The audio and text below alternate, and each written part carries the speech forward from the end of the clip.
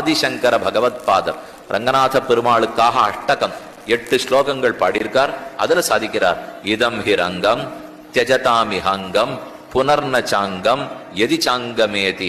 இதம் ஹிரங்கம், இதுதான் திருவங்கரமாகிற திவ்ய கஷேத்திரம்.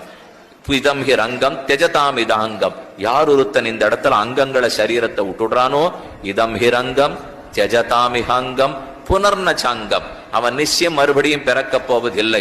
மீளுதலா மேதமிலா விண்ணுலகில் ஏகுவான், அது திண்ணம், மறுபடியும் பிறக்க மாட்டார். எதி சாங்கமேதி, சிஷ்யால வர கேட்கிறா, ஒருவேளை மறுபடியும் பிறந்தால், ஸ்ரீரங்கத்துலதான் கடைசி மூச்சு அடங்கியிருக்கு, இந்த உடலை நீத்துட்டு அர்ச்சிராதி மார்க்கத்துல பரமதத்துக்கு போறார், அப்ப மறுபடியும் பிறக்க மாட்டாரோ இல்லையோ, ஒருவேளை பிறந்தால், அந்த சுவாமி ரொம்ப வேடிக்கையா சொல்றார், எதி சாங்கமேதி, ஒருவேளை பிறந்தா அவர் பூலோகத்துல பிறக்க மாட்டார், பின்ன எங்க பிறப்பார்னா பாணவ் ரதாங்கம், கைகள்ல சக்கரம் கிடைச்சிரும், அப்புறம் யானைய விஹங்கம், புறப்பட்டு போற இடத்துல கருடன் கிடைச்சிருவார், சயனத்துக்காக புஜங்கம், ஆதிசேஷ படுக்கையே கிடைச்சிரும், அவர் திருவடியிலே சரணேச்ச காங்கம், திருவடியில கங்கே இருக்கும்னா பெருமானோட சாயுஜ்ய மோட்சத்தையே அடைஞ்சிடுவார்னு அர்த்தம்.